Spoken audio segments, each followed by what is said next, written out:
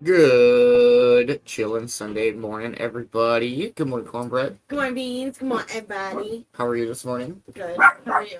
Good. Rufus! Rufus, say good morning, too. Yo. Hope everybody's off to a wonderful Sunday morning. Cheers, cheers, everybody.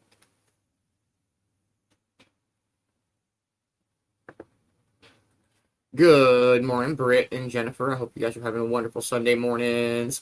Hopefully the audio is okay, I guess. That part, too. Good morning, Kay. Hope you're off to a good morning.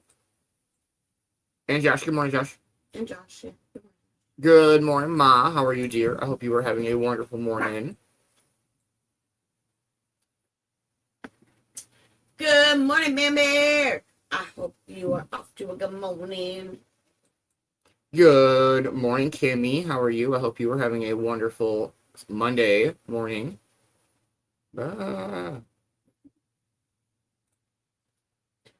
Good morning, Mama D. I hope you're off to a good morning. Good morning, Ash and Kate. I hope you guys are having a wonderful Sunday morning. Hopefully everybody can hear us okay. It's been a dope Sunday morning so far, and I think we've got time for a wake and bake. Let's go with this one. Cheers, cheers, everybody. Cheers.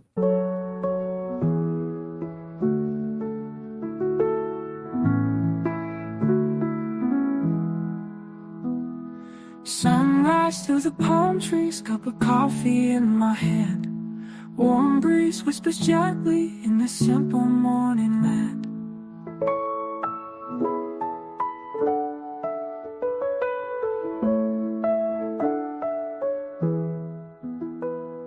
Smooth coffee scent rising, dark roast in my cup.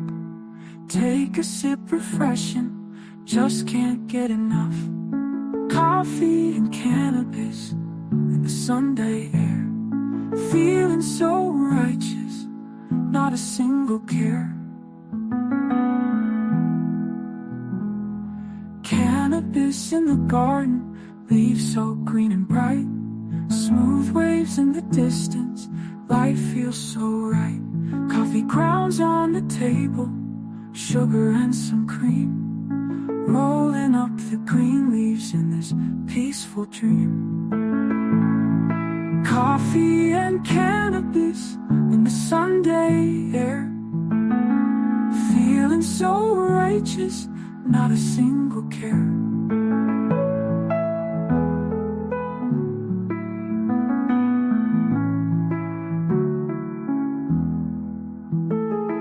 Cannabis in the garden, leaves so green and bright.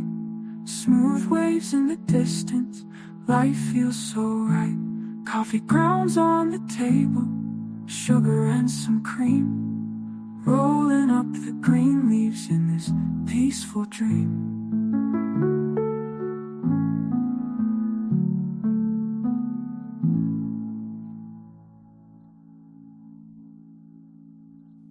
Oh no, Josh. Right. Bro's always working on something. What's everybody got going on for their Sunday? Don't miss out on the Nanigans or the sit down or the Yerp away. We'll have some Vicki B here after 4:20. We'll have our morning speaker. Have some dope Chillin Sunday morning music. Other than that, I gotta work today. Just gonna hang out with the pups and getting baked. Good morning, CJ. Good morning, CJ. What do you know this morning, Cornbread? I woke up super baked still. Oh my goodness, yeah. Brownies last night. And, yeah, super baked last night. Yeah. I could keep my eyes open. Fucking falling asleep. I was so ripped. It was a good time. Ate so much munchies last night. Oh. Oh. I bet she's excited for school, though. Mm.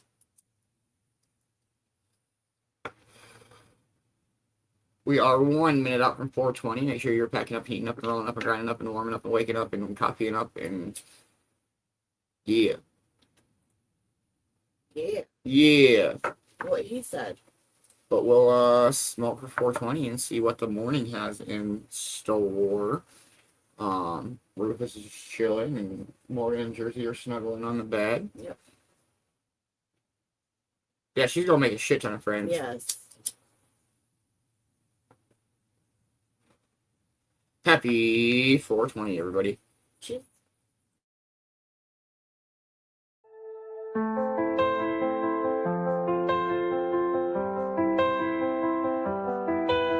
The morning light, it finds my face. A quiet moment, a sacred space. I roll it slow, let with smoke arise. A prayer sent taught to open skies. Inhale the calm, exhale the pain. Each breath a balm like a gentle rain. It's more than a ritual, it's how I feel whole. This isn't for escape, it's for my soul. I smoke for my soul to find my peace. A moment of grace where the worry cease.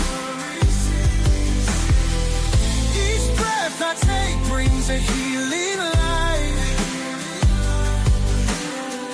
I smoke for my soul, it feels so right.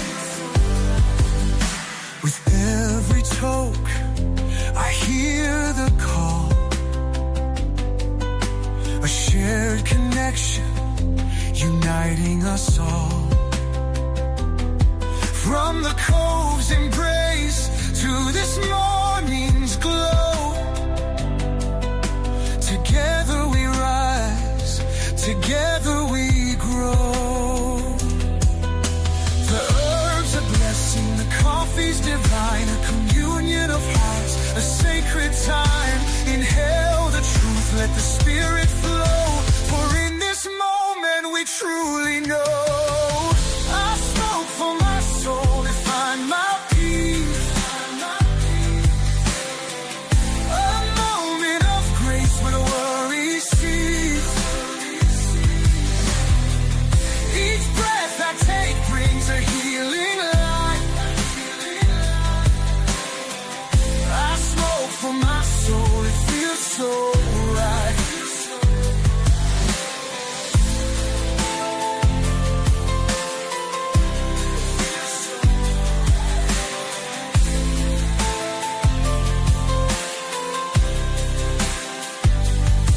This sacred herb, this ancient gift, brings my heart a needed lift. In the smoke, my prayers ascend, a healing power that will never end. I smoke for my soul to find my peace. A moment of grace where the worry cease. Each breath I take brings a healing light. I smoke for my soul, it feels so right.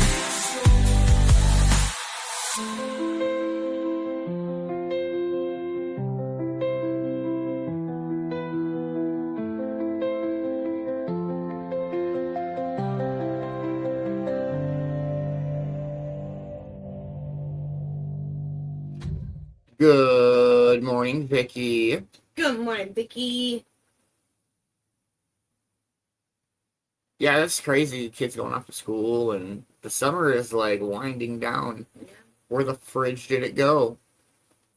I know it's so crazy. Like some kids start school at like August, and the others like the end of September. It's like just start the fucking Monday after Labor Day or whatever. Like what?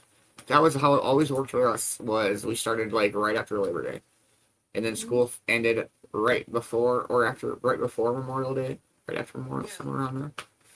So then we had a normal summer. We had 3 months of summer, not a month and a half. Hey, good morning, Deb. Good morning, Deb. Hope you're having a wonderful Sunday morning. But I guess when I was in school, I sound like an old person, but when I was in school, we didn't have online learning type shit. Like, if we had a snow day, we was done. That's it. I'll see y'all bitch asses tomorrow. I'm going snowboarding.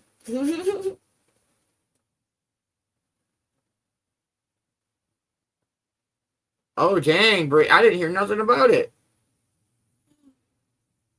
I'm glad you was okay. Well, let's play a tune. We'll get some Vicki B ready. Cheers, cheers. Here you go, Brit. Cheers.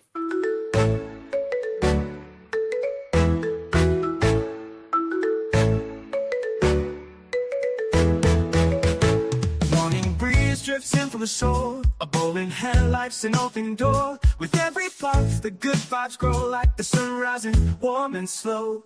We gather together, light up with care. The Cove's our spot, no worries to spare. Laughter and love in each smoky line. Sharing moments, feeling just fine. How sweet it is, sparking on wine.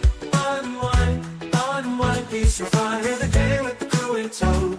Cool breeze, let it flow. From sunrise clouds to afternoon haze. Haze and praise, sweet summer days. How sweet it is, how sweet we stay. Stay lifted every day. Pack a bowl, let the session begin. Inhale deep, feel the calm settle in. With every toke, the stress slips away. At the Cove, it's the perfect day. The ocean hums, waves kiss the sand. We're toasted and floating, everything's grand. Here with the crew, life's at ease. Living the dream on this tropical breeze. How sweet it is, sparking on wine. Unwind, unwind, peace, you'll find the day with the crew in tow. Cool breeze, let it flow. The sunrise clouds to afternoon haze. Haze and praise, sweet summer days. How sweet it is, how sweet we stay. Stay lifted every day.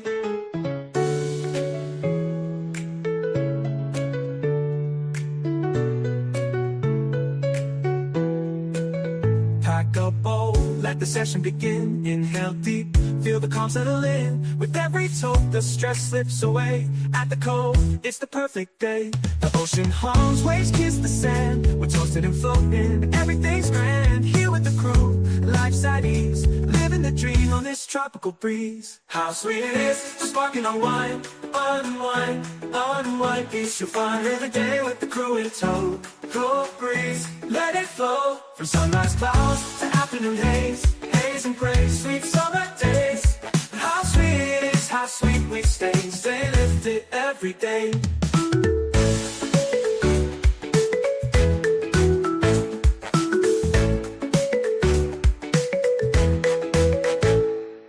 Peace in the air and we drift with ease. Oh yeah, oh sweet relief. Float through the Cove on a summer breeze. Good vibes in every draw. Sharing the moment without a flaw. How sweet it is, sparking on wine. Unwind, unwind, peace, you'll find the day with the crew in tow. Cool breeze, let it flow. The sunrise clouds to afternoon haze. Haze and praise, sweet summer days. How sweet it is, how sweet we stay. Stay lifted every day.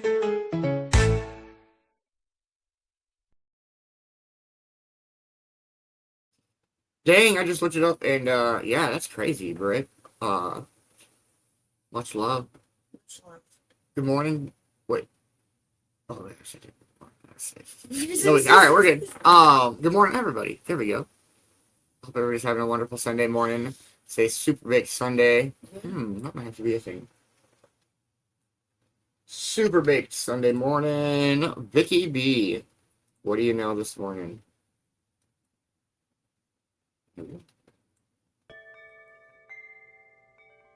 Welcome back. It's the weekend. We're going to have a rerun today, so grab your favorite cuppa, turn up the sound, and let's have a look.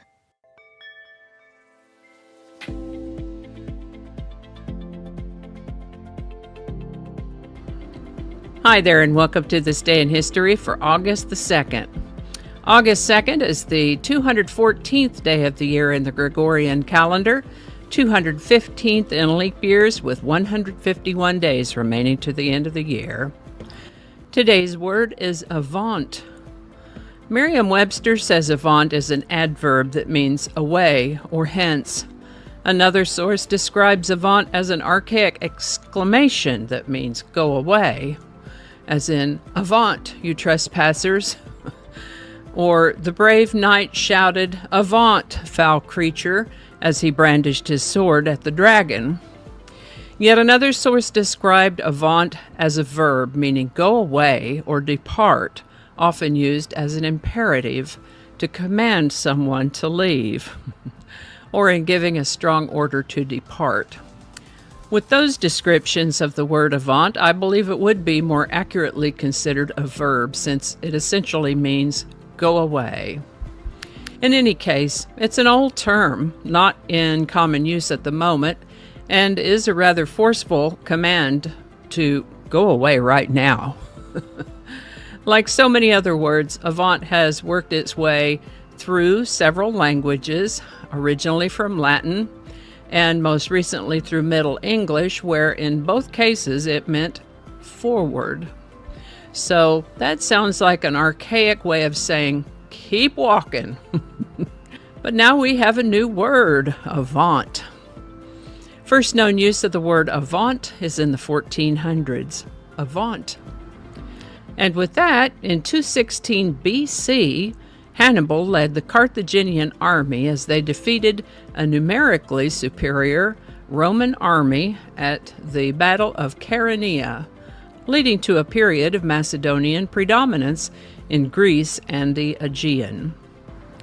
On August 2nd, 1274, Edward I of England returned from the Ninth Crusade. By the way, he'll be crowned king 17 days later. Let's see if I remember to mention that when it happens. August the 2nd, 1610, Henry Hudson was looking for Northwest Passage, looking for a way from the Atlantic to the Pacific across the waterways up north, and he sailed into what is now known as Hudson Bay. The signing of the United States Declaration of Independence took place on August 2nd, 1776. The first United States Census was conducted on August 2nd, 1790. By the way, if you're curious, the total population in that initial 1790 census was 3,929,326 people. Some 694,280 of those counted were slaves, and the rest were free people, male and female, of any description. The world's first underground railway, Tower Subway, opened in London, England on August 2nd, 1870. On August 2nd, 1923, Vice President Calvin Coolidge became the 30th U.S. president upon the death of President Warren G. Harding. Now, yesterday, on August 1st of 1934, Adolf Hitler received word that Paul von Hindenburg, the president of Germany, was on his deathbed. Never one to miss an opportunity to climb to power, he had the cabinet pass a law concerning the highest state office of the Reich, which stipulated that upon von Hindenburg's death, the office of president would remain vacant, and that Hitler would then be titled leader and chancellor of the Reich. And so it is that on this day, August 2nd, 1934, Paul von Hindenburg died at the age of 86 from lung cancer. Hitler did not waste any time at all, having it announced that as a result of the aforementioned law, passed just the day before, that he was now Germany's head of state and head of government, thereby eliminating the last remedy by which he could be legally dismissed and cementing his status as absolute dictator of Germany. Kind of how Hitler sold this to the public was to say that the presidency was inseparably united with von Hindenburg, and that it would not be appropriate for the title ever to be used again. Pretty neat trick. The Marijuana Tax Act of 1937 was passed in America on August 2nd, 1937, in order to render marijuana and all its byproducts illegal. Today's song is Magic by Olivia Newton-John.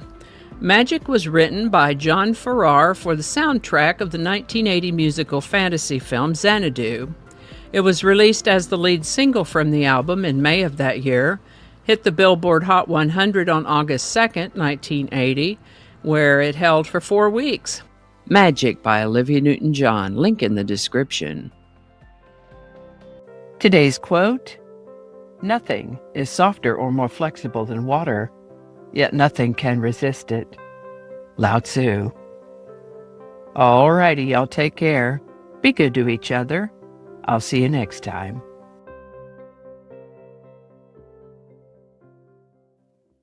Much love, Vicki B. Thank you so much for this day in history. Have a good day, at Man Bear work. Yeah, I fucked that up and I just left it. But have a good day at work, Man Bear. Vicki B. She's great. Let's go. Good morning, Mama Roo. Good morning, Mama Roo.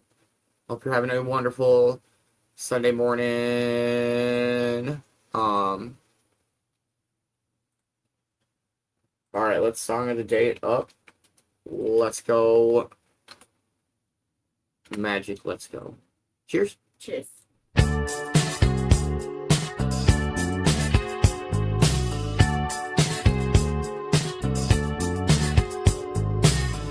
Come take my hand. You should know me. I've always been in your mind. You know I will be kind. I'll be guiding you. Building your dream has to start now. There's no other road to take. You won't make a mistake. I'll be guiding you. You have to believe we are magic. Nothing can stand in our way. You have to believe we are magic. Don't let your aim ever stray. And if all your hopes survive, destiny will arrive. Bring all your dreams alive for you. I'll bring all your dreams alive for you.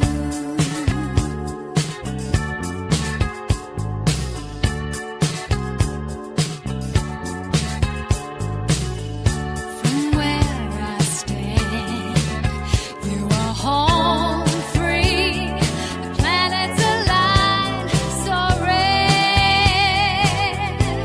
There's promise in the air, and I'm guiding you through every turn. I'll be near you. Come anytime you call. I'll catch you when you fall. I'll be guiding you. You have to believe we are magic. Nothing can stand in our way. You have to believe we are magic. Don't let your aim ever stray. And if all your hopes survive, destiny will arrive. Bring all your dreams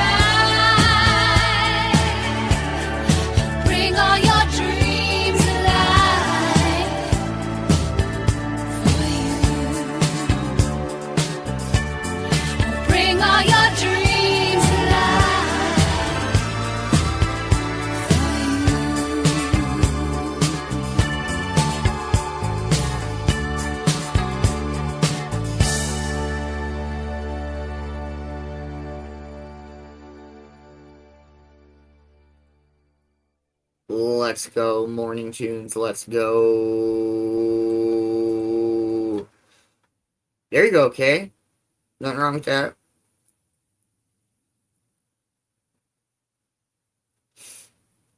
What's everybody got planned for their day? Probably just hang out around here a little bit. A few things to work on that I should have done yesterday that I didn't. But it's okay. Let's go weekend. Let's go. I gotta work today. Other than that, I ain't got shit. Absolutely, Ash.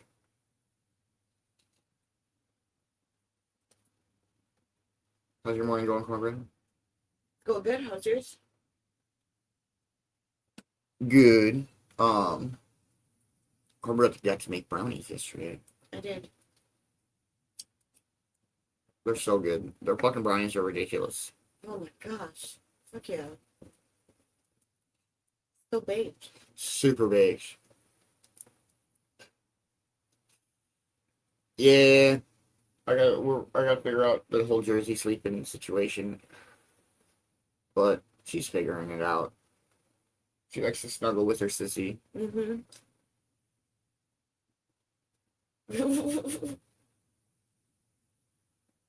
See what I mean? She bears her nose, right? Yeah. Morgan. Good morning, Morgan. I'm a bear. What you doing? I'm sleeping. She's like, yeah, leave me alone, bitch. She loves pillows. Yep. Abso-fucking-lutely. She's a snuggler and she loves pillows. She'll just go up and just plop down on the pillows. They're such good girls. Morgan's like, shut the fuck up, dude. I'm trying to sleep. She is. She's like, just. She's like, I'm a good dog. I know, dude. I've known this. Leave me alone.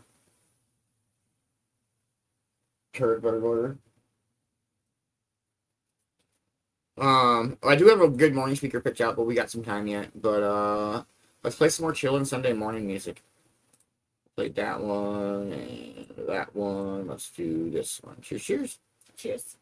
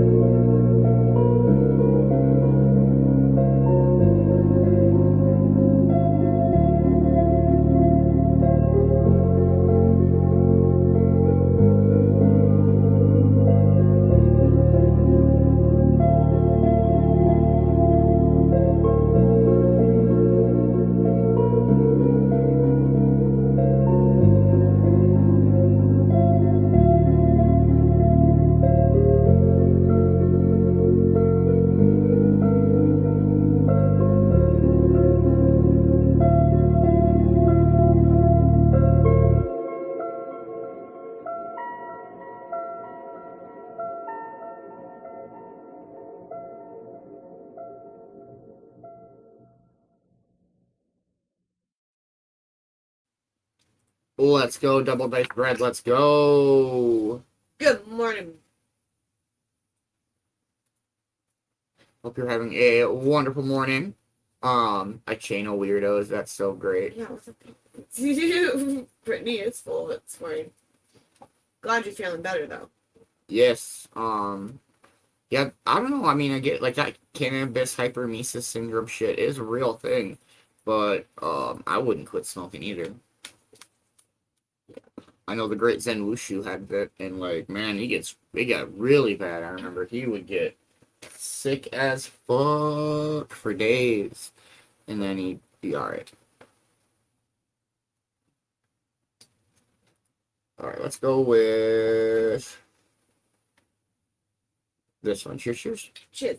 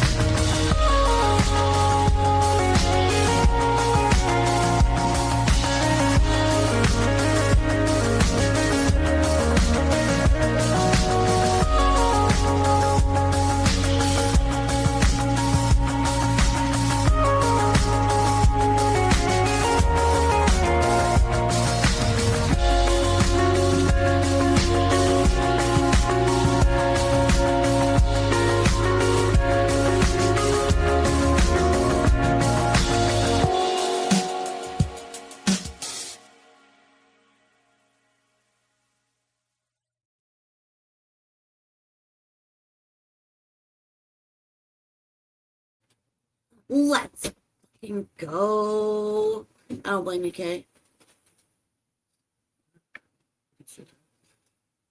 You can have your seat back. Okay. I was just unmuting, so I see this. I gotta deal with.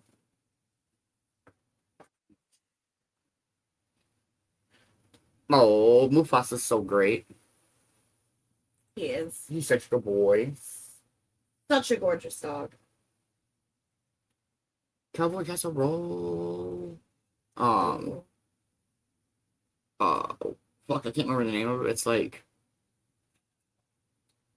homeless hot dish, some shit like that. I can't remember what it's called, but it's like a hobo dinner. It's like all put into a aluminum foil packet and you cook it over a fire. That's always good. We had those camping. We used to make those camping all the time. Right, Kay? He is. He's freaking huge. Yeah, he's a big boy. I'm excited to see how big Jersey gets because she is pretty much as tall as Morgan is. Yeah. I can't wait. It's ridiculous. She had her first bath yesterday. Well, I don't know first, but she had a bath yesterday. Yes. She did not do very well. No. She was not thrilled about it at all, and she fought the whole time. Uh-huh. But she got bathed, and she's cleaned up now. But, So is it Morgan? yeah, Morgan got a bath, and Rufus got a bath. Oh, woo, woo, woo. Penny got a bath. Woof, woof, woof. Woo, woo, woo, woo. Hey, what are you doing? Oh, woo, woo. Nothing? Oh, whoa, whoa, whoa, whoa. Oh, Oh, whoa. Whoa, whoa, whoa. more, Jersey, be Whoa, careful. whoa, whoa. She just drags her legs over to you. Right? Hi, BB. Little turd. Ruff, ruff. You tell him. You tell him. Oh, you okay? I didn't get his little wiener on the chair. I don't know. Oh my gosh. Poor Rufus. Poor Rufus. Are you okay, little dude? You shouldn't have that thing out. I know. He was okay. Okay. My bad. He's okay, little guy. I promise. He looks so unimpressed right now. Hi. Hi. Come bathe your crew. Oh goodness, Brittany. Woo. You pay gas and we'll think about it. Yeah. Right, Ma, he's gotta take his arm off. Like, dang. I'm sorry, little dude. Then he had his little thing out and hit the chair. Here. Tell him to pick you up right. Tell him to learn how to pick you up right. Wanna know why his little thing's out?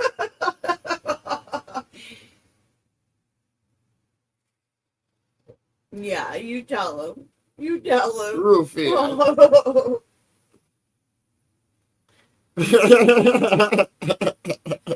Right? I don't know. I took him up like a kid. I don't know. Because he's smelled out. He's a teeny tiny little thing. He's smelled out. But he's so cute. Whoa, whoa, whoa, whoa, whoa. He's like, no, I'm mad at you. What up, Jersey? Jersey girl. What are you doing, Jersey?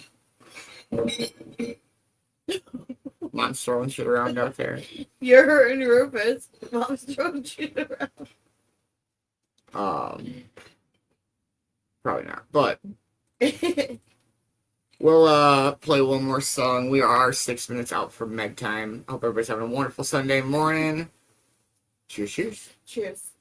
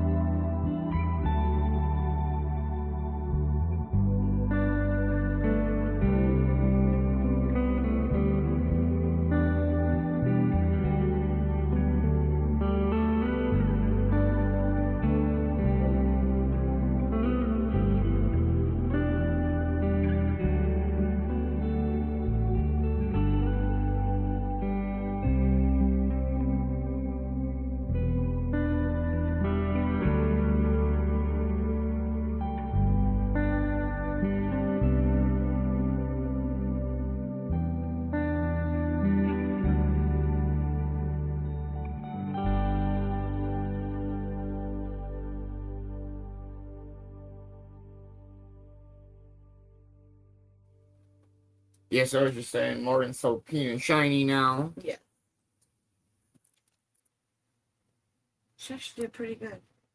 Yeah, she does great with baths. She just doesn't like them. No, she didn't look impressed at all. But As soon as it was over, she's like, I'm getting out of this bitch. yep, And Penny got a bath. She did really good. she did really good. Yeah.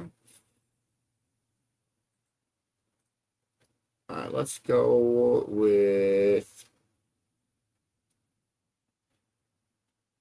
this one. Cheers, cheers, everybody. Cheers.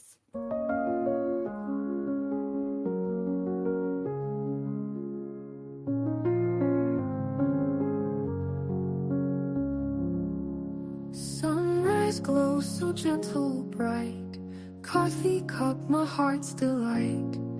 Cannabis mist in the air. Friends we share this morning fare. Tropical breeze whispers low. We sip slow, feel the flow. Hands we hold, a peaceful beat. Life is sweet where hearts do meet. Sunday morning, pure and free. Church bell rings in harmony. Coffee warm and glowing sun. Cannabis dreams, we've just begun.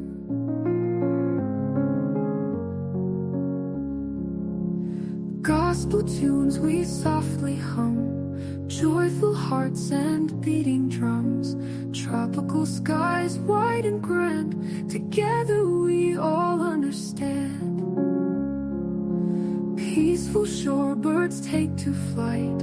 Nature paints a pure delight. Friends and laughter fill the space. In this soft and sacred place. Cannabis calm and subtle grace.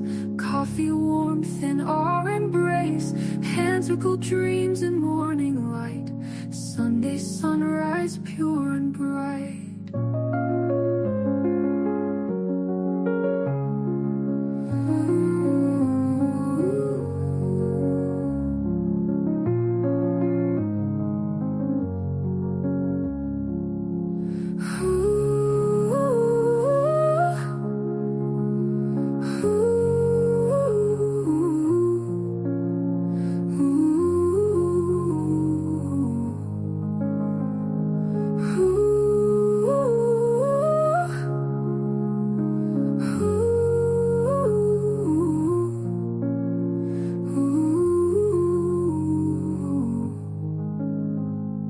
Gospel tunes we softly hum. Church bell rings in harmony. Coffee warm and glowing sun. Cannabis dreams, we've just begun.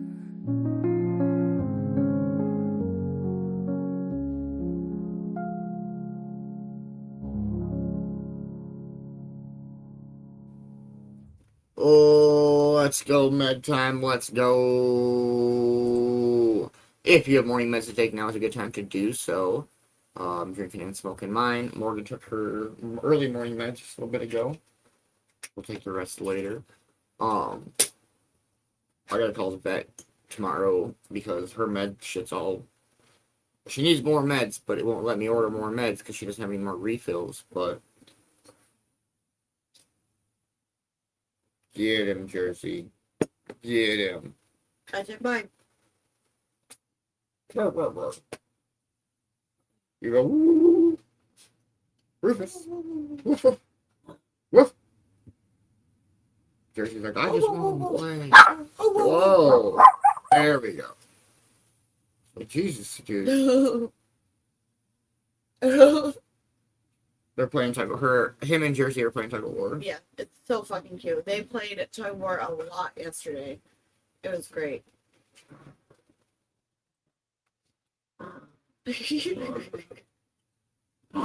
Jeez, Jersey. Oh yeah, she was sliding him.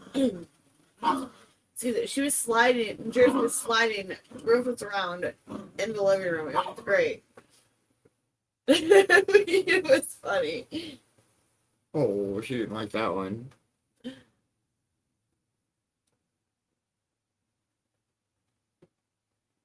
That's great. I'm sure the dog was like, "Why are you taking a picture of me?" Right? What? That's fucking great.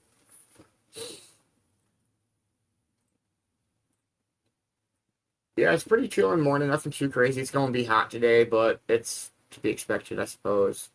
Yeah. I mean, it has been nice for a couple of days. Except for the rain. Except for, yeah, it was fucking chilly, though. Yeah, it was chilly. It was fucking... And the wind, oh my goodness. Minnesota wind. Yeah. It is 64 out right now, high at 81 today. No, you can't have that, dude. Nice try. Let go. You can't have that. No. You can't have it. She's like, fine, like you. She's like,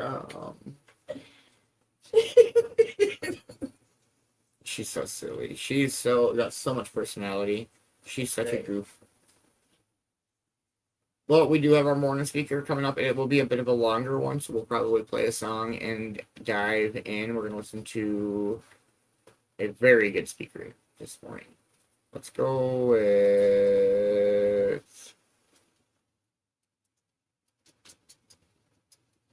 this. Cheers, everybody. Cheers.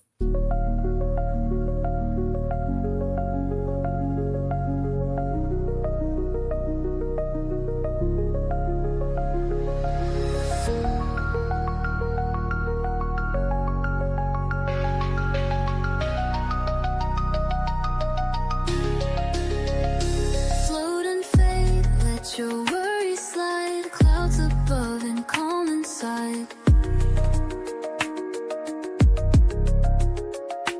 Inhale peace, exhale the weight. Find your rhythm, trust the fate.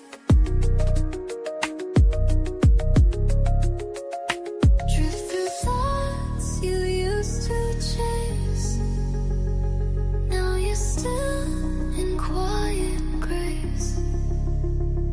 Eyes half closed, feel the wave. Float and fade, let the moment save. Float and let your worries slide. Clouds above, always light.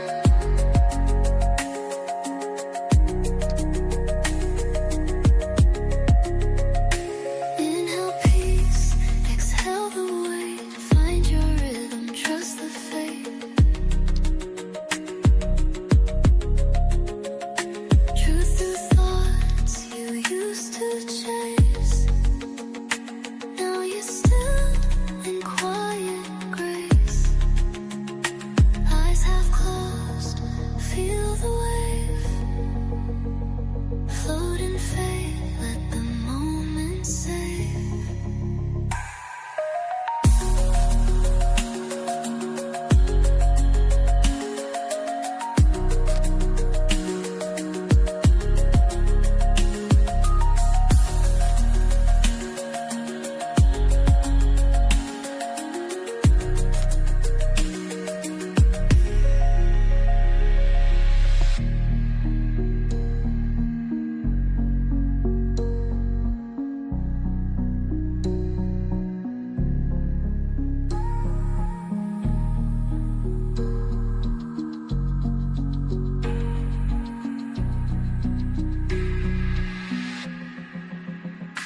Float and fade, let your worries slide. Clouds of none and calm inside. Inhale peace, exhale the weight. Find your rhythm, trust the fate. Drift through thoughts you used to chase. Now you're still in quiet grace.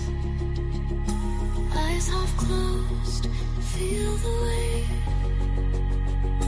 Float and fade, let the moment save.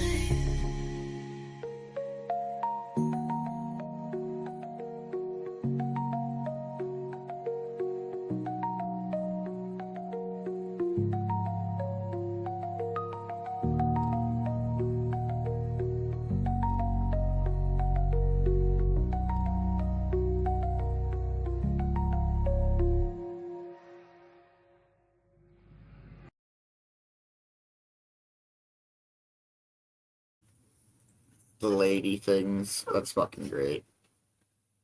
All right, this morning's morning speaker, we're going to listen to a Jordan Peterson. It's about 48 minutes long, everybody, but it's the full ass lecture, so I'm excited. Hope everybody's having a dope start to their Sunday. Don't miss out on the nanigans this morning, or the sit down, or the year void night. Much love, everybody, and here we go. Jeez, y'all.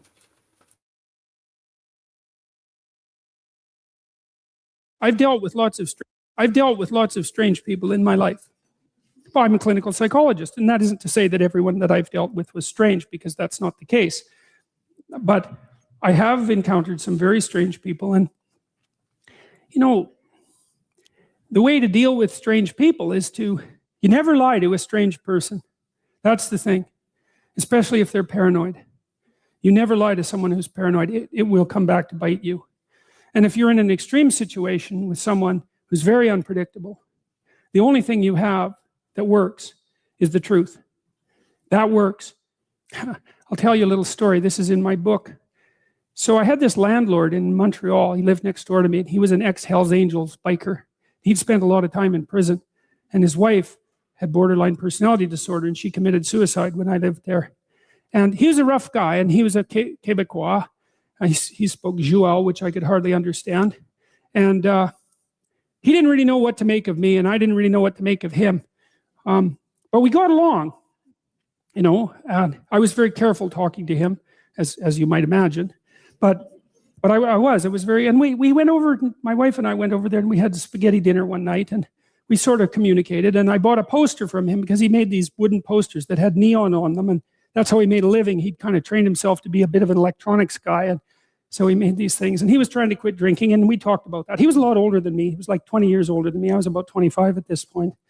And we got along pretty well. But every now and then he'd go out and drink. And he could really drink, you know, like he was one of these guys who could drink like 60 beer. And you think, well, no one can drink that much, and you're wrong. I studied alcohol for like 10 years. Some of my subjects' fathers drank 40 ounces of vodka a day and had been doing it for 20 years. So you can drink a lot, and he could drink a lot. And what would happen, he was trying to not drink, but he'd go out and go on a binge, and then he'd be gone for like 3 days, and he'd drink up all his money, and then we'd hear him out in the backyard howling at the moon with this little ugly dog he had, you know. And he'd howl, and the dog would howl, and he'd howl, and the dog would howl, and it was rather unsettling and made my wife nervous. And but worse, you know, now and then he'd come to the door at like 3 a.m, and he'd knock on the door, and he'd be standing there. And I don't know how much experience you've had with rough guys who are alcoholic and who are drunk, but they can be upright and unconscious at the same time. And so that was the state that he was in, you know. He'd be just swaying, and he'd ask me if I would like to buy his toaster or his microwave, because he needed some money to keep drinking. And, you know, I didn't really want to buy his toaster or his microwave, but when the ex-Hells Angel, Joual speaking, 60 beer drunk Quebecois biker shows up at your door at 3 a.m. and offers to sell you his microwave, the easiest thing is to say, I really need a microwave. So, you know, I bought the microwave and the toaster and some other things. But then my wife talked to me, and she liked my landlord, you know, even though she was afraid of him, she liked him. And she said, you can't buy any more appliances because it's not good for him. And I thought, that's an interesting problem, you know. So what the hell am I going to do about this? Because no, I don't want to buy your microwave. Just doesn't seem to be the right answer at 3 a.m. So one time he took me out on his 750 Honda, and he put me on the back of it. He wanted to show me his lair, I guess, his hangouts. And I got his wife's helmet on, but it didn't fit. It just sit on the top of my head. And he said, I got on the bike, and he said, if the cops chase us, we're not stopping. And then away we went. And we went to these like these bars downtown on Saint Laurent. They were very rough places. And he got into like 4 fights that night because he was a rough guy, you know, and these kind of punk guys would come up to him and sort of challenge him and act stupidly around him. And he was very skeptical. And if you were acting stupidly around him for any length of time, he just hit you because he felt that that's what you deserved. And perhaps he was right, you know. So I had firsthand opportunity to observe him. So anyways, he, sure enough, about a week or two after we had this conversation, he showed up at the door, knock, knock, knock, you know. I opened the door and he was standing there, you know, with his eyes kind of half closed, and he was swaying, and he had, I don't remember what the appliance was this time, but he wanted to sell it to me. And I said, I'm not, Paul, I can't buy this. I'm not going to buy this because I know you're trying to quit drinking. And if I give you this money, then you're going to go and drink it up. And it's not going to be good for you. And what else did I tell him? I think I told him as well that this whole thing of him coming to my house at like 2 a.m. was scaring my wife, who he liked, and that it had to stop. And believe me, man, I was thinking about what I was saying, because he was watching me like a rough guy watches you. And a rough guy watches you like this. He thinks, if you say one thing that indicates contempt, you're going to bloody well pay for it. And so I was finding my words like, you know, I was crossing a swamp and trying to look for the rocks underneath the surface. And I said what I had to say very, very carefully. And he looked at me for about 15 seconds. And that's a long time to be looked at 3 a.m. And he left. And he never came back to sell me anything again. And we got along fine. But that's a good illustration of this issue with regards to truth and success in the strange land, because I was in the strange land when I was talking to my neighbor, my landlord then, and I managed to say what was true carefully enough, so despite the fact that he was a very violent person and that he was a very intoxicated person and that he had every reason to be suspicious of me, and we couldn't communicate very well, and I didn't do what he wanted, that he took it and he left, and there was no problem, and life went on just fine after that. And so we don't want to underestimate the utility of establishing this bounded relationship with the ideal and attempting to live with some nobility in truth while aiming at the highest ideal. There's nothing about that that's anything but strengthening and positive. And it's exactly what you need to set against the catastrophe and uncertainty of life. Of course, you know that Nietzsche was the philosopher who announced the death of God, right? And who was a great, great critic of Christianity, a vicious critic of institutional Christianity, in the best sense, you know. And he announced the death of God, and he said that we'd never find enough water to wash away the blood. It wasn't a triumphant proclamation, even though it's often read that way. And Nietzsche's conclusion from the death of God, the fact that our ethical systems were going to collapse when the foundation was pulled out from underneath them, he believed that human beings would have to find their own values, to create their own values. And there's a problem with that, because it doesn't seem, this is something Carl Jung was very thorough in investigating, it doesn't really look like people are capable of creating their own values, because you're not really capable of molding yourself just any old way you want to be. Like, you have a nature that you have to contend with. And so it isn't a matter of creating our own values, because we don't have that capacity. It might be a matter of rediscovering those values, which is what Jung was attempting to do. Now, and so I think Nietzsche was actually profoundly wrong in that recommendation. I think he was psychologically wrong. Now, you know, Dostoevsky wrote in many ways in parallel to Nietzsche, and was a great influence on Nietzsche. Their lives parallel each other to a degree that's somewhat miraculous, and in some sense it's quite uncanny.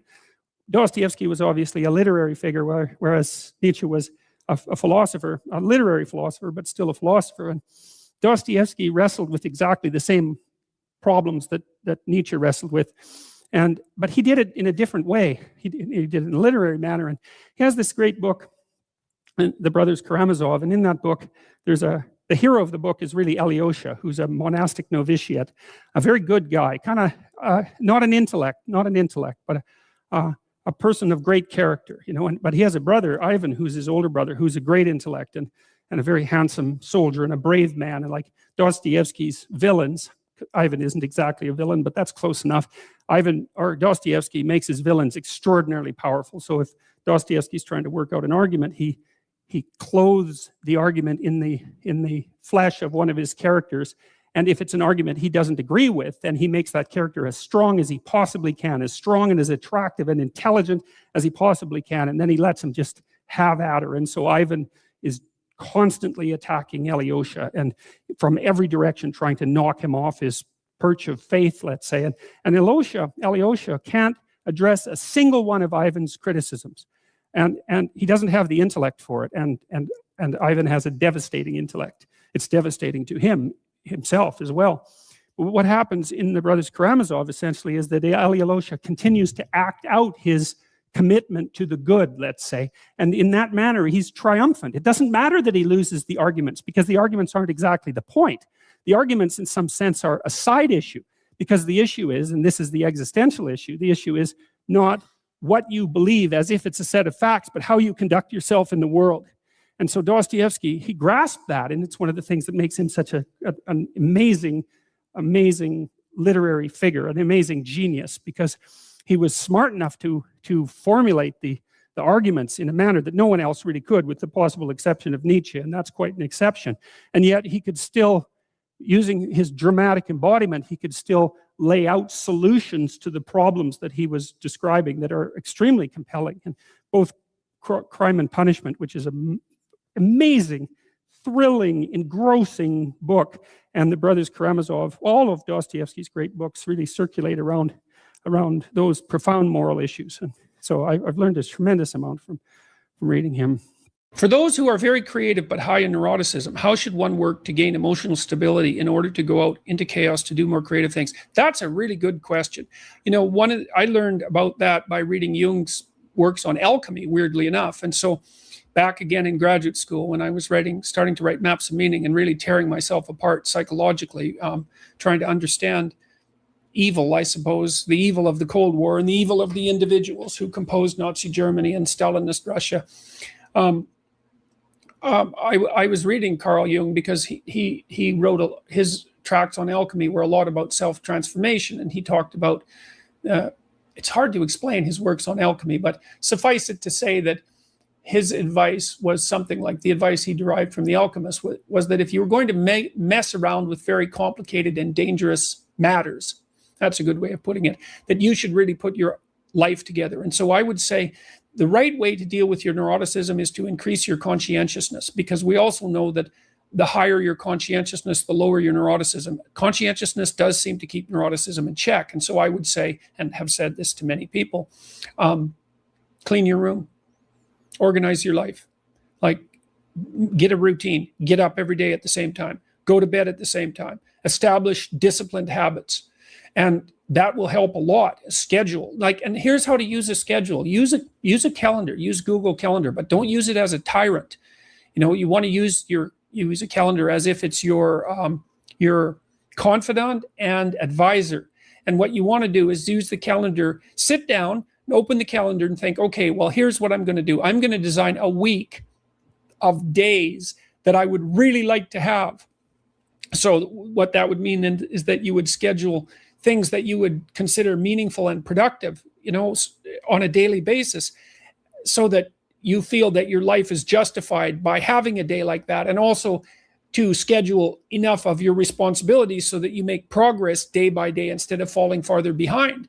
And what that'll do is, it doesn't directly affect your neurophysiology, but you're reacting as a neurotic person, a person high in neuroticism, say, you react to uncertainty and the unexpected with more physiological preparedness and more expenditure of energy than the typical person.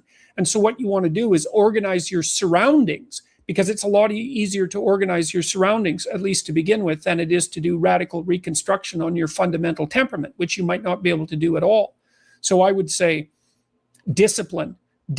And The other thing I would say for creative people, and this is true for people in general, but it's really important for creative people, is that if you want to be creative, which is very, very dangerous and very, very unlikely to succeed, although absolutely necessary if you happen to be high in openness, is that you should organize the rest of your life, except for your creative endeavors, in a pretty traditional and conservative manner, if you can do that, because what that does is buttress you against the unexpected and give you some stability on many, along many of the potential dimensions of your life. And that frees you up to take larger risks in the creative domain.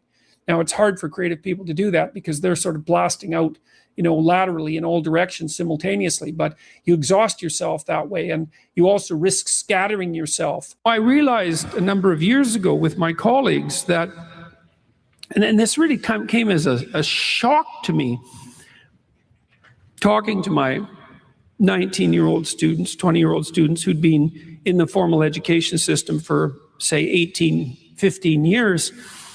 And what I realized, it was within a course I was teaching called Maps of Meaning, which was based on the first book that I wrote. And it's a book about how our existence, even our perceptions, our motivations, our emotions are grounded in narrative. They're grounded in stories. And I believe the scientific evidence for that is actually overwhelming, as well as the colloquially evidence, so to speak. That's why Jesus taught in parables. Yes, it's the most effective way of teaching. And well, look, you'll pay money to go see movies, to be instructed by stories. It's a very deep part of our character. In any case, I realized that my students hadn't ever really been asked to write their own stories. And, you can write a story about who you've been, and you can write a story about who you are now, but you can also write a story about who you could be. And, they had written essays on all sorts of abstract topics and been asked to think to some degree deeply about those topics, but no one had ever sat them down and said explicitly, okay, look, kid, here's the deal. You can have what you want and need, assuming you're taking care of yourself, right? Assuming that you're starting out with the proper attitude towards yourself, which is that you're worthy of care and respect, and there's something to you that's valuable that at least could be developed. You need to give yourself that amount of credit, like you would with anyone that you might be willing to attempt to care for and love. And then the next question is, all right, you can have what you want, but you have to specify it. What would you like from your friends 3 to 5 years down the road? What would you like your friendship network to look like? What would you like to do? How would you like your career to shape itself? How are you going to take care of your family? And then what about children and a long-term mate, a wife or a husband? What are you going to do with your time outside of work that's useful and engaging and meaningful and productive? How are you going to take care of yourself mentally and physically? And how are you going to withstand temptation so that it doesn't take you down in the particular way that temptation might take you down? And so you're asked to write a few sentences, not to be obsessive about it, but to sketch it out like a bad first draft, And then you're asked to write for 15 minutes. It's like, okay, it's 3 to 5 years down the road, and you have what you need and want to make your life what it needs to be, so that you can be a good person in the face of the suffering of life. What does it look like? And then we ask people to do the contrary, which I think is also useful, which is, all right, well, consider for a moment the multitude of your faults and the direction those faults could pull you in. And everyone knows that. Everyone has a sense of how they would fall apart in their own particular manner, with their own particular weaknesses. It's 3 to 5 years down the road, and you've let that part of your character dominate. What particular corner of hell is it that you're now occupying? And so now you have something to aim at. You have a purpose, right? And that's motivating. People need a purpose in life. You need a purpose neurochemically, because without a purpose, you don't feel any positive motivation or any positive emotion. like our positive emotion is linked to our pursuit of valuable goals. That's how our brains are set up. And so you need that positive goal, and also to stop you from being unduly uncertain and anxious because nothing is specified enough. And you need something to run away from. And so you can run away from the worst in you. You can escape from the worst in you, and you can move towards the best in you. And then we have people write out a strategic plan for the accomplishment of their goals. It's called the Future Authoring Program, by the way. It's available online at a site called selfauthoring.com. And we've tried it with thousands of university students now, and it's had a remarkable effect on their retention. The effect is approximately 25%. We decrease dropout by 25%. And it seems to be most effective for the most disaffected students. So it works better for men, because women are outperforming men academically. And it actually works better for non-Western ethnic minority men, having a tremendous impact on their likelihood of staying in university and also on their grades. And so we were speaking this morning about the potential utility of offering that to your online students, and in the hope that would. But the thing that was so strange to me when I was developing that program, and this was like, it was a miracle, a negative miracle of sorts. It just struck me as so palpably surreal that we would spend 15 years educating people and never once sit them down seriously and say, okay, look, you can craft yourself to some degree. You have the capacity to write your destiny, not in its entirety, but at least as a sequence of aims. And having done that, you need also to justify it. So, for example, one of the things we ask people to do once they've specified a goal is to say, well, okay, imagine you achieved this goal. Okay, so why is that good for you? Why is it good for your family? Why is it good for your community? Because if you want to be locked in on a goal in a manner that's sufficient to take you through the trials that will occur while you're pursuing this goal, especially if it's a high-order goal and it's difficult, then you need an explicit philosophy, a rationale for why this is worth pursuing. It's like, well, here's what it'll do for me in the sense of the development of my character and my capacity to deal with the world. And here's how it'll strengthen my family. And here's how it will benefit the community. And then having formulated those arguments, you have that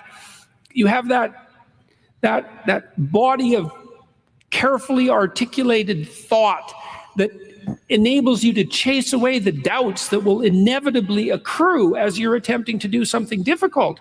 You have to negotiate with yourself, and you have to justify what you're doing carefully and philosophically, deeply, so that you have the commitment and the strength of character that enables you to push through times that are difficult. And so we discovered that hadn't been done, except in isolated cases. There were some business people who were working on similar projects, and a man at the University of Texas at Austin, James Pennebaker. And the program has been phenomenally successful, and thousands of people have now done it online. And so, I'll close this by saying, if you have any interest in doing this, which I would recommend, it's also okay to do it badly.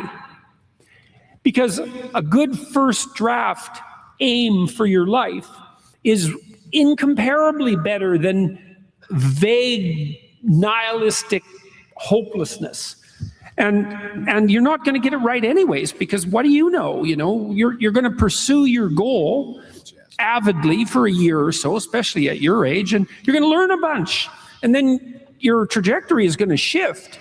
But it doesn't matter, because the trick is to get the process of moving forward toward the aim started, and then to have the humility to make course changes along the way as you inform yourself. And so it gets the ball rolling. And so it's been very gratifying to have developed that, because it seems to have been of great use to many people. Then there's the example of rats, which I love. This is Jaak Panksepp's work, and he wrote a book called Affective Neuroscience, which I would highly, highly recommend. I have a list of readings, recommended readings on my website.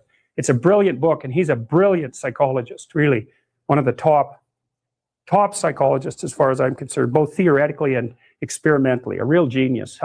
He's the guy who discovered that rats laugh when you tickle them.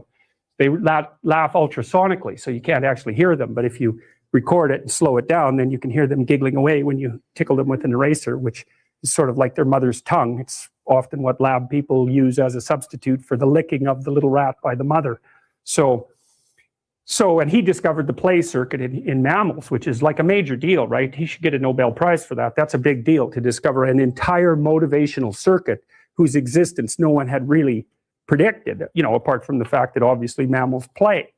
And even lizards, maybe. Some of the more social lizards seem to play, So anyhow, what Panksepp observed, and I think this is a brilliant piece of science, is that, first of all, juvenile male rats in particular like to rough and tumble play. They like to wrestle.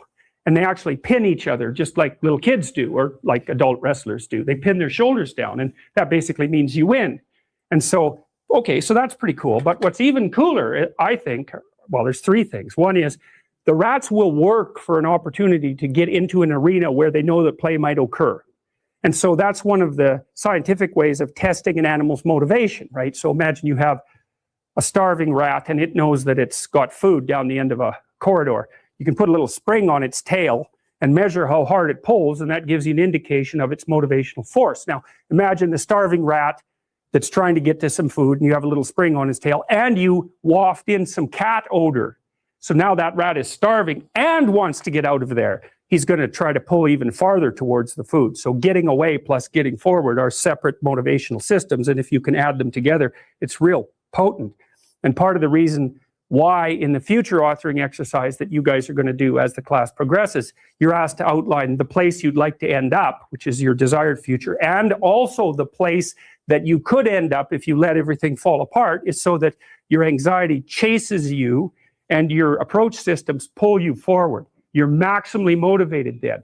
And it's important because otherwise you can be afraid of pursuing the things that you want to pursue, right? And that's very common. And so then the fear inhibits you as the promise pulls you forward, but it makes you weak because you're afraid. You want to get your fear behind you, pushing you. And so what you want to be is more afraid of not pursuing your goals than you are of pursuing them. It's very, very helpful. And lots of times in life, and this is something really worth knowing, and this is one of the advantages to being an autonomous adult, is you don't get to pick the best thing. You get to pick your poison. You have two bad choices, and you get to pick which one you're willing to suffer through.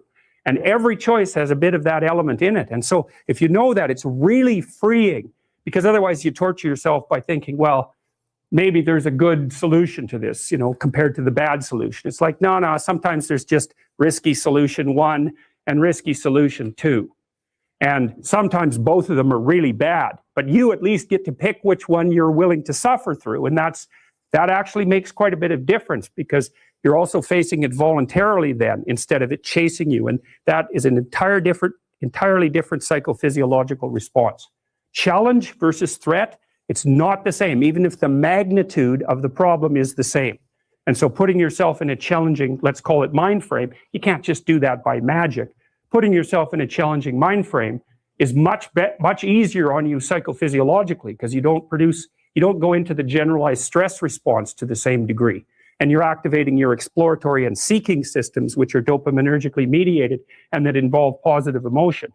So if you can face something voluntarily rather than having it chase you, it's way better for you psychophysiologically. So that's partly why, it's worthwhile to go find the dragon in its lair instead of waiting for it to come and eat you. So, and especially when you also add the idea that if you go find the dragon in its lair, you might find it when it's a baby instead of a full-fledged bloody monster that is definitely going to take you down. So let's start with postmodernism. The first thing to understand about the postmodernists are that they are by no means unintelligent. Quite the contrary. Jacques Derrida, for example, and Michel Foucault, for that matter, two famous French public intellectuals who are both at or near the head of what you might describe as the postmodern intellectual revolution are extraordinarily intellectually capable. That doesn't mean they're correct by any stretch of the imagination, but it certainly means that they're more than able to put together an argument that's difficult to disentangle. And so we'll start with what I think is the most powerful central claim of postmodernism, a claim which I think is actually correct and which also has bedeviled many other fields, including, surprisingly enough, artificial intelligence. The claim is something like, there is an infinite number of ways to interpret any even finite set of phenomena.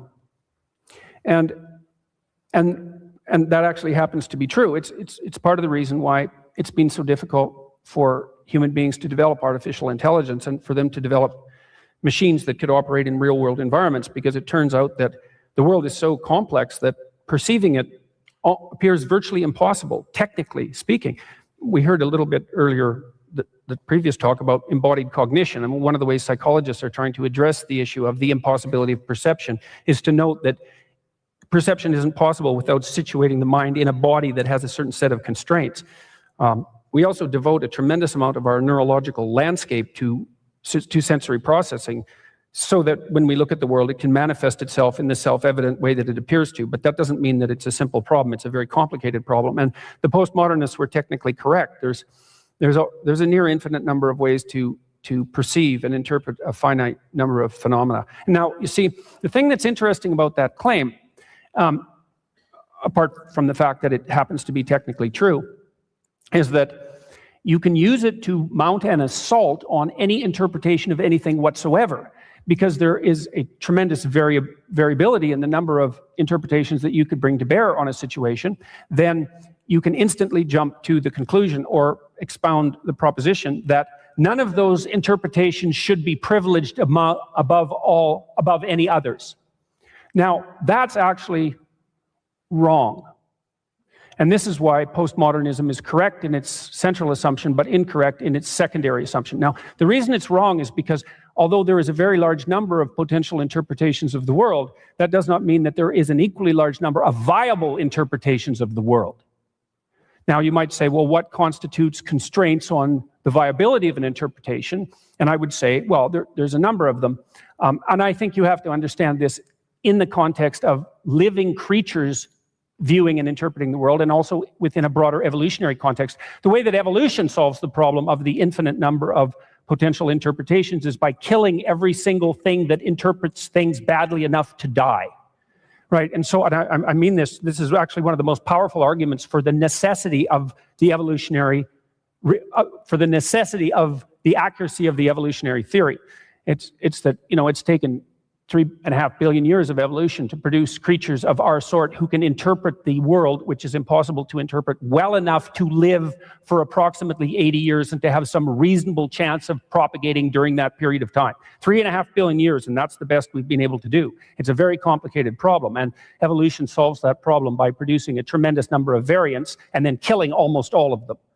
And so death is the solution to the problem of interpretation, and it's a terrible solution. But the point I'm trying to make there is that interpretations are constrained by such things, primary things, that happen to be relevant to living beings, like suffering and death. So those are the first sets of constraints. Your interpretations of the world should shield you to the degree possible from excess suffering and death. It doesn't seem to be too debatable a proposition unless you're aimed in the suicidal direction. And so we can start by merely pointing that out. We also might point out that such things as the necessity for cooperating and competing with others also constrains the interpretations that you're allowed in the world, especially given that not only do you have to cooperate and compete with people one time, but that you have to cooperate and compete with often the same people many times in many different contexts. And so that not only do you have to interpret the world so that you can cooperate and compete with those people, you have to do it in a manner that can be iterated and repeated. And that constitutes also an extraordinarily serious constraint. So you don't want to suffer too much, and you don't want to die, and you want to be able to cooperate with people, and you want to be able to compete with them, and you want to be able to do that over long periods of time.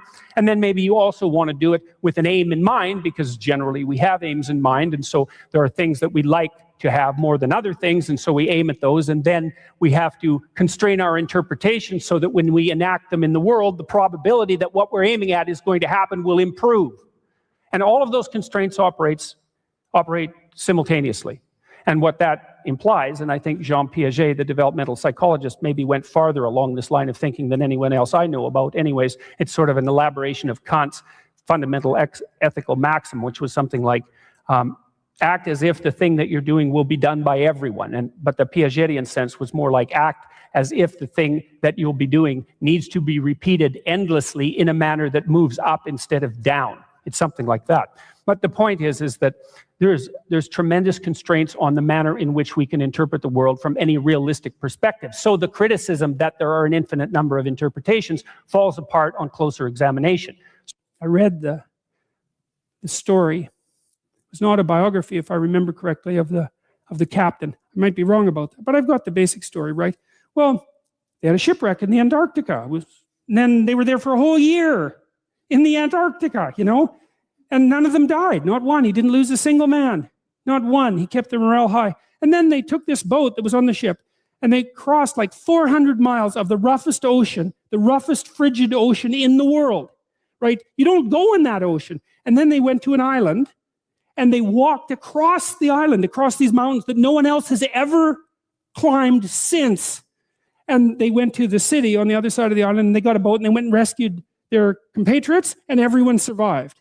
It's like Endurance is the name of the book. You read that book, man, you think, wow, people are really tough, you know, and it's ridiculous. So who knows how tough you are? And maybe you find out by going out to find out how tough you are, right? So you take on a challenge, one that you think you can master, that's just a bit beyond your grasp, and you master it, and then you're a little tougher, and you think, hey, that worked out pretty well.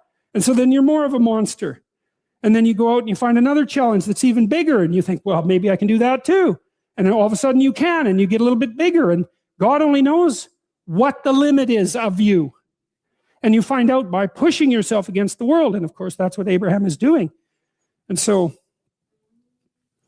see, we're very pessimistic, us modern people. You know, we're pessimistic about humanity, that's for sure. Dismal, wretched, planet-destroying, cancer on the planet, right? As the Club of Rome described us so pleasantly back in the 1960s, you know? And I don't know, maybe we're ashamed of the Cold War. Maybe we're ashamed of all the destruction in the 20th century and the hydrogen bomb and the, you know, the continuing catastrophes of our societies. And we're deeply ashamed of that and ashamed of ourselves personally, but it's a hell of a thing to, you know, call us a cancer on the planet. There's just no excuse for that, because what you do with cancer is eradicate it. And I don't think that that's a very noble motive, personally.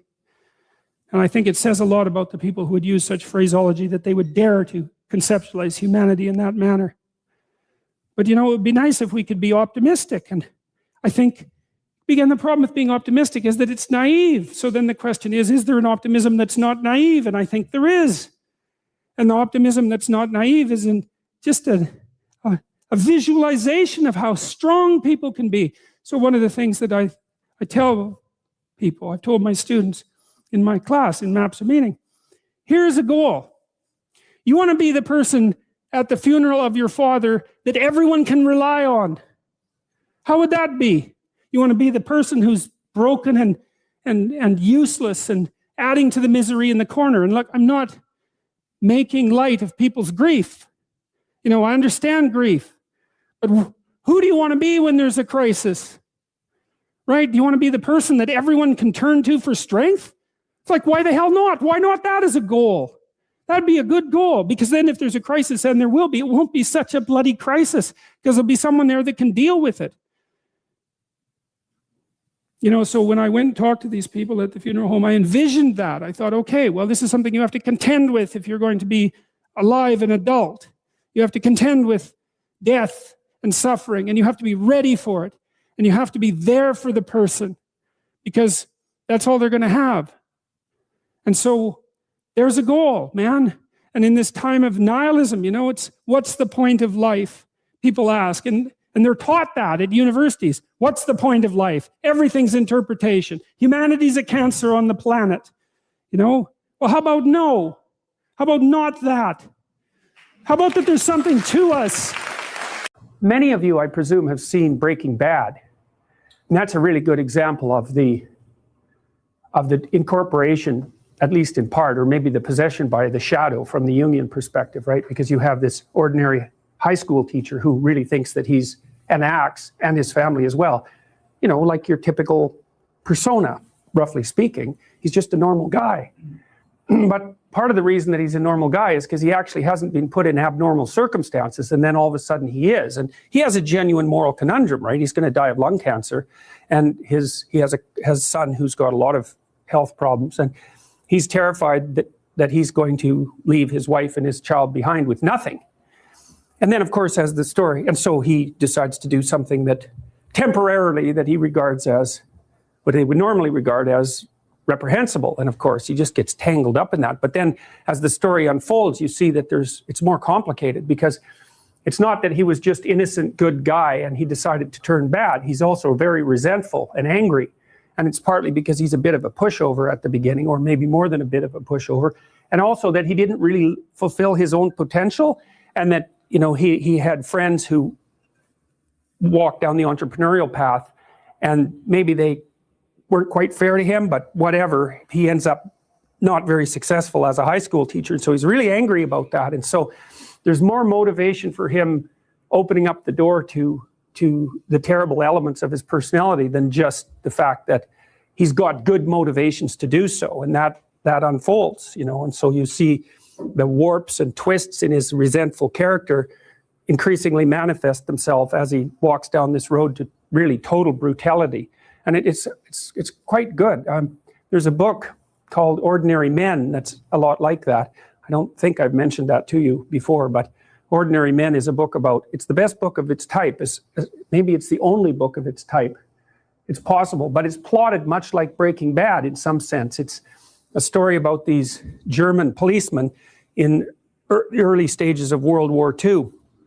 And they were guys who were old enough to be raised in Germany really before the Hitlerian propaganda came out in full force. You know, if you were a teenager, say in the 1930s, you were going to be pulled right into the propaganda machine, and maybe you were part of the Hitler Youth, and like you were raised in that, you know.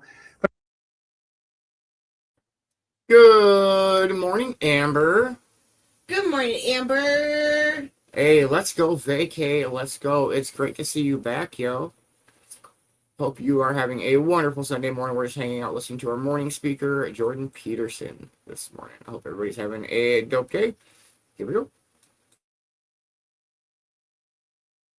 But if you were older, then you were raised before that, and you're not as amenable to propaganda once you're older than about, well, I would say about 22 or something like that. It's pretty young, actually. If you're going to make a soldier, you have to get a soldier young, because once people are in their early 20s, say, they already have their personality developed. Anyways, these policemen were sent into Poland after the Germans marched through. And, you know, it was wartime, and there was this hypothesis in Germany that the Jews in particular were operating as a fifth column and undermining the German war effort, because, of course, the Germans blamed the Jews and a variety of other people for actually setting up the conditions that made the war necessary. And so when the police were sent into Poland, they were also required to make peace, roughly speaking. And so they started out by rounding up all the Jewish men between 18 and 65 and gathering them in stadiums and then shipping them off on the trains. But that isn't where they ended. They ended in a very, very dark place. I mean, these guys were going out in the field with naked pregnant women and shooting them in the back of the head by the end of their training. And what's really interesting about that is that their commander told them that they could go home at any time. So this is not one of those examples of people following orders. And the reason they didn't, roughly speaking, there's many reasons, but one of the reasons they didn't is because they didn't think it was comradely, so to speak, to leave the guys they were working with to do all the dirty work and run off. You know, and that's really an interesting fact, you know, because in different circumstances, you wouldn't think about that as reprehensible, right? You'd think, well, that's part of teamwork and under rough circumstances, and that's at least in part how they viewed it. And they were also made physically ill multiple times, physically and psychologically ill by the things that they had to do, but they kept doing them anyways. So it's one step at a time. And that's the thing, is that you end up in very bad places one step at a time. So you got to watch those steps. It's useful to talk to people that you don't agree with. And it's useful for a variety of reasons. And one is that a lot of what determines your political orientation is biological temperament, far more than people realize. So, for example, left-leaning people, liberals, let's say, although that's kind of a misnomer, but we'll keep with the terminology. Liberals are high in a trait called openness, which is one of the big 5 personality traits, and it's associated with interest in abstraction and interest in aesthetics. It's the best predictor of liberal political leaning. And they're low in trait conscientiousness, which is dutifulness and orderliness in particular. Whereas the conservatives are the opposite. They're high in conscientiousness, they're dutiful and orderly, and they're low in openness. And that makes them really good managers and administrators, and often businessmen, but not very good entrepreneurs. Because the entrepreneurs are almost all drawn from the liberal types.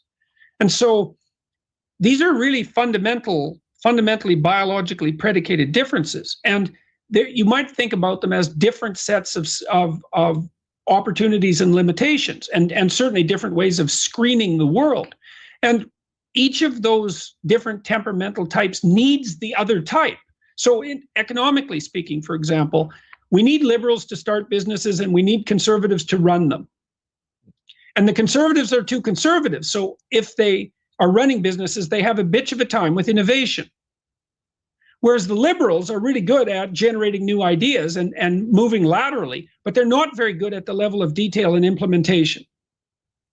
And so if you start understanding that this is a diversity issue, let's call this a diversity issue. If you start understanding that the person that you're talking to who doesn't share your political views isn't stupid, that's the first thing, necessarily. They might be, but so might you be. Stupidity isn't the differences in intelligence are not the prime determinant of differences in political belief. All right, so you might be talking to someone who's more conscientious and less creative than you if you happen to be a liberal. But that doesn't mean that that person's perspective is not valid, and it doesn't mean that they wouldn't outperform you in some domains, because they would.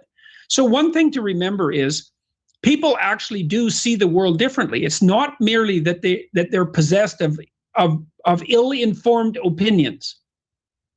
So you have to, first of all, stretch out your hand and say, look, I get that you see the world differently than me. And I also understand that there's a place for you and a place for me, even though that isn't the same place.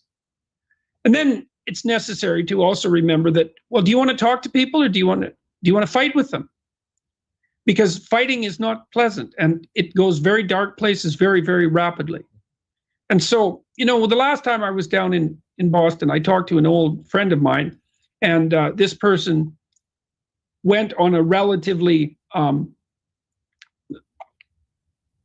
solid and strong and relatively personal critique of Trump supporters, calling them ill-informed and stupid and an insulting characterization. And I thought, well, it was surprising to me because this was a reasonable person, and I think it was an indication of the polarization. But you can't throw away 50% of the population like that. It's not reasonable, and it's the same on the right. The conservatives can't do it to the liberals either. I mean, right now I think that radical left totalitarian proclivity is a much greater danger than radical right totalitarian proclivity, especially on the university campuses. And so I've been mostly speaking out about the left-wing radicals. It could have just as easily been the reverse case. It just doesn't happen to be. But the whole point of a democracy is to continue the dialogue between people of different temperamental types, so that we don't move so far to the right that everything becomes encapsulated in stone and doesn't move, or so far to the left that everything dissolves in a kind of mealy-mouthed chaos. And the only way that you can navigate between those two shoals is through discussion, which is why free speech is such an important value. It's the thing that keeps the temperamental types from being at each other's throats. That was fucking great. I love the Jordan Petersons. He is a great speaker, and I don't know, that was really interesting. I hope everybody's having a wonderful morning. Let's go with this one. Cheers, everybody.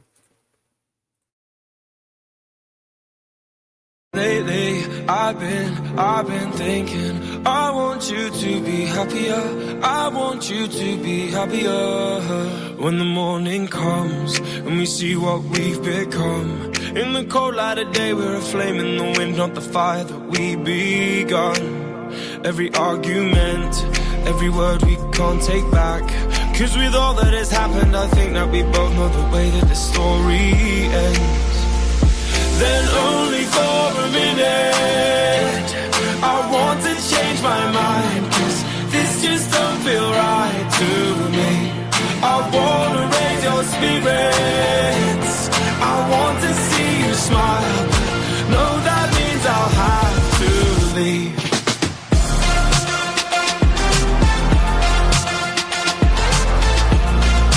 No, that means I'll have to leave. Lately I've been thinking, I want you to be happier, I want you to be happier. When the evening falls and I'm left there with my thoughts, and the image of you being with someone else, well, it's eating me up inside. But we ran our course, we pretended we're okay. Now if we jump together, at least we can swim far away from the wreck we made. Then only for a minute I want to change my mind, 'cause this just don't feel right to me. I wanna raise your spirits, I want to see you smile, no, that means I'll have to leave.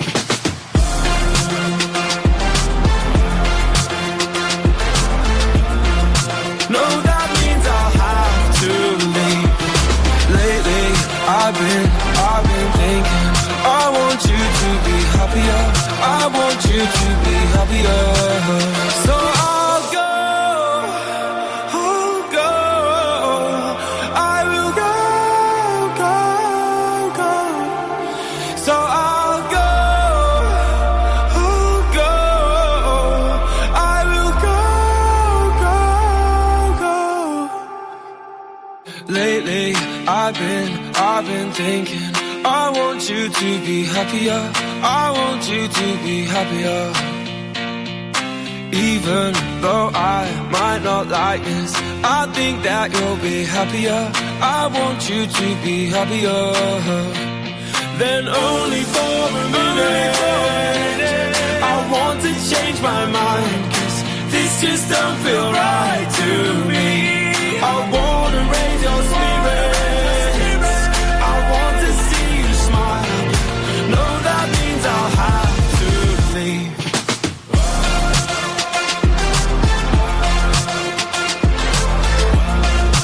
No, that means I'll have to leave. Lately I've been thinking, I want you to be happier, I want you to be happier. So I'll go, I will go.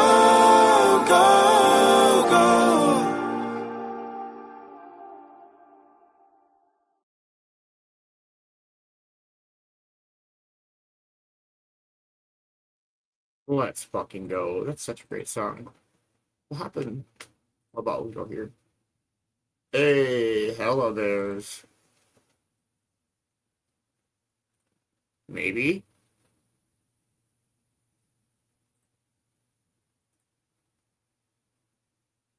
Alright, let's go with this one. Cheers.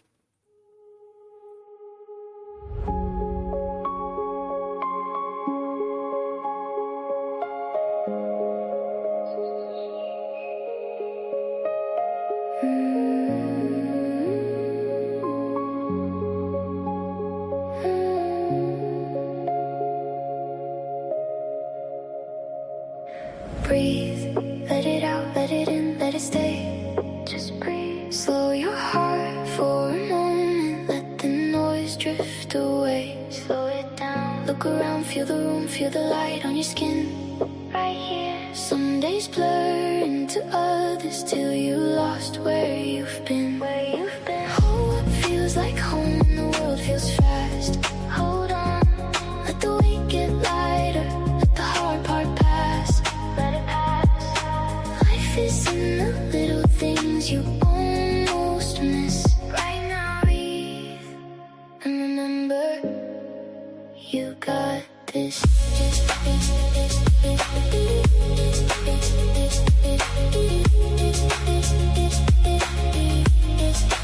You got this.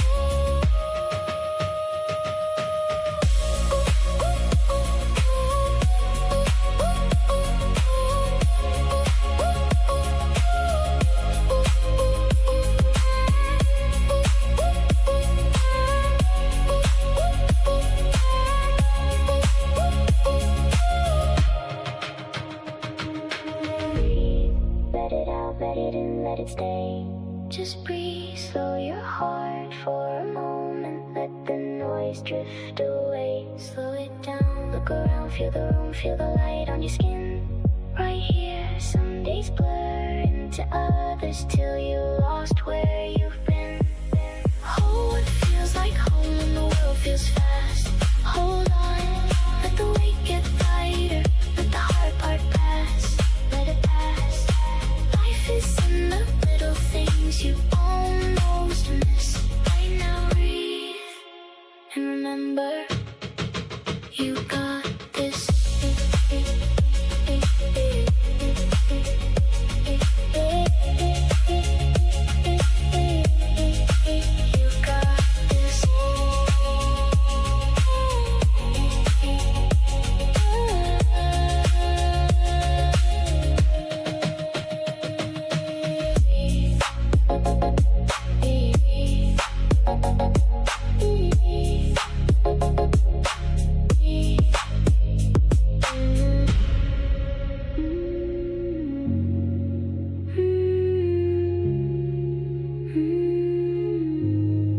this. You got this.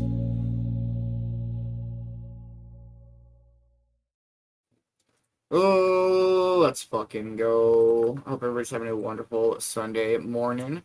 Probably smoke one more and call it a morning show. Don't miss out on the nanigans or the sit down or the yerp away today. And I gotta work. So there's that. I hope everybody's off to a dope start to their day. Much love, everybody. Thank you guys for hanging out. It's been a great Sunday morning. Great tunes. I always love the Chillin Sunday Morning vibes. Like I said, don't miss out on all the shows today. And I do gotta work, so for those I won't see later today or whatever, I'll see you tomorrow morning. Cove-TV morning show, 8 a.m. Eastern time every single day of the week. Yeah, well, it's gonna be a beautiful day. Let's fucking go. Make sure you're following everybody on the Cove team. Thank you to all of our sponsors and subscribers and followers and all of that. And let's love everybody. Cornbread, it's all yours. Super baked. Super baked. Definitely super baked. I'm super baked. So what do you mean? Much love, everybody. Thank you so much for tuning in with us this morning. Let's go. Great Vicki B, great tunes. That was a great morning speaker.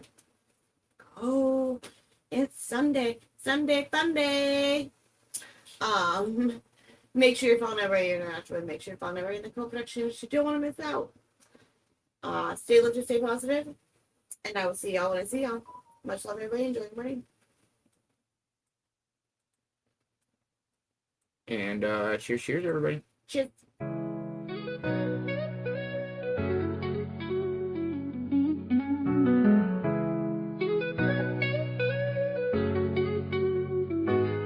On a Sunday morning, the sky's so clear. The cove awakens, peace draws near. The herbs inhale, the day begins. Inhale the good, exhale your sins. The sunlight kisses every leaf. A gentle toke brings calm relief. Through every puff, the soul set free. Ganja embracing harmony. Inhale, exhale, amen, here we stand. With every puff we understand. The cove is calling, let peace begin. Inhale, exhale, amen, and breathe it in. Inhale, exhale, let joy unfold. Stories shared, connections bold. Lift each other, find strength again. Inhale, exhale, amen. The morning glow, soft waves roll by. In every breath we reach the sky. Sunday's a blessing, a gift to embrace. We slow things down, move at love's pace. Goals are passed with care, with trust. In the cove we do what we must. The herb unites, as laughter flows. Through sacred clouds the spirit grows. Inhale, exhale, amen, here we stand. With every puff we understand. The cove is calling, let peace begin. Inhale, exhale, amen, and breathe it in. Inhale, exhale, let joy unfold. Stories shared, connections bold. Lift each other, find strength again. Inhale, exhale, amen. Inhale, exhale. Inhale, exhale, amen, here we stand. A Sunday morning wrapped in gold. With every toke, new stories told. The herb brings peace to hearts in need. A soulful moment, love's gentle creed. In the cove, with ganja in hand. Together we rise, together we stand. No rush, no fear, just space to be. Inhale, exhale, serenity. Inhale, exhale, amen, here we stand. With every puff we understand. The cove is calling, let peace begin. Inhale, exhale, amen, and breathe it in. Inhale, exhale, let joy unfold.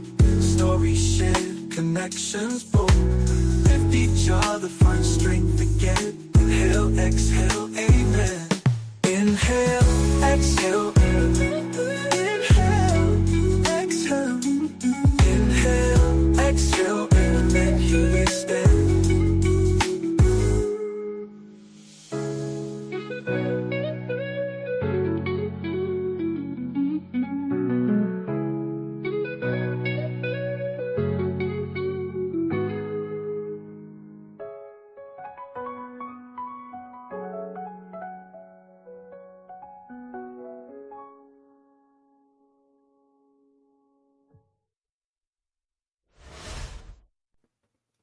Much love, everybody. Much love, everyone.